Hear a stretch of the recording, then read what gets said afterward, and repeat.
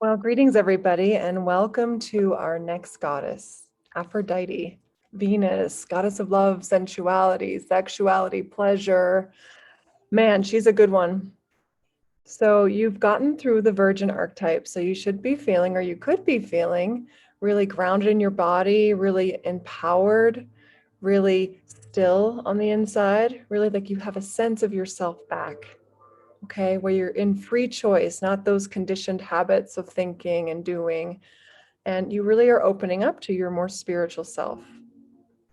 So it's really important to ground into virgin energy before we get to seductress, because seductress is all about the outer world, all about relationships, intimacy, this beautiful emotion called love. Okay. So with Aphrodite, it's really interesting because when you're really grounded and healthy and you're virgin, you can have so much fun with her. There's no codependence, there's no neediness, there's no trying to fill up that inner self with something external. Instead, you just get to express yourself and to share yourself with somebody and with the world. Because in truth, we're in relationship with everything we come in contact with. It's not just that significant other that we're talking about with Aphrodite, it's relationships in general. Okay. So with her work, we're going to get into some pleasure stuff. We're going to talk about sensuality. We're going to get into conscious relationships and really fine-tuning some tools there that can help you have more conscious, flowing, healthy relationships.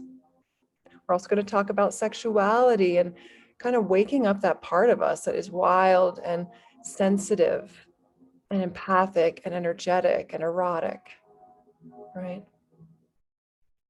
But it's important to remember that with intimacy, or a big thing to remember with intimacy, is it's kind of the opposite of the virgin, right? So the virgin is very contained within herself. She knows who she is. Aphrodite, when she's in her complete expression, is merged with somebody else or something else. She's in union. Intimacy is all about being in union. And when we become a union with something else, we have to kind of give up that separateness, that ego, that identity of who we think we are.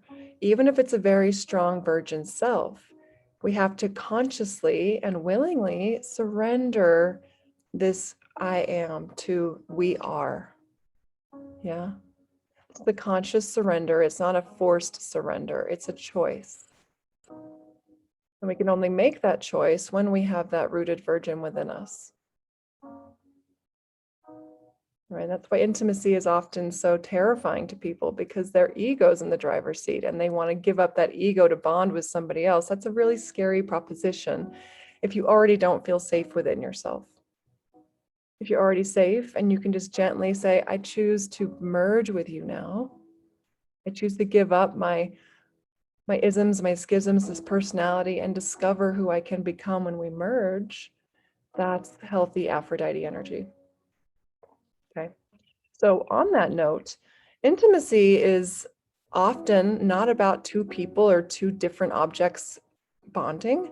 It is about our relationship with fear. Okay. About this dance we have with fear, as how much am I willing to show up? How courageous can I be to be vulnerable, to open, to bond, be someone different than who I think I am, maybe when I'm in union? And create that space. It's a creative process. It's not a perfectionistic process at all of what it should look like. It's a how do I want to create this relationship to really fulfill me, fulfill my partner, fulfill whatever I'm in relationship with. If it's a pet, if it's a cat or a dog, it doesn't matter. How do I want to show up there? Okay. So Aphrodite is a juicy girl, and I hope you're ready for all her action. It's really important to keep doing your virgin practices often, whatever that means to you. Sitting in front of your altar and breathing every morning, doing some of the breath work we've already done, really focusing, please, on your wild food nutrition, really keeping that etheric body healthy. So when we get into this emotional body, we have a stability, we have a root to ground down when things get topsy-turvy, which they probably will when we stir up some of Aphrodite's repressed energy. Okay. But she's a good time, just warning you. So get ready to have some fun. and I'll see you next time. Welcome to the Sacred Seductress.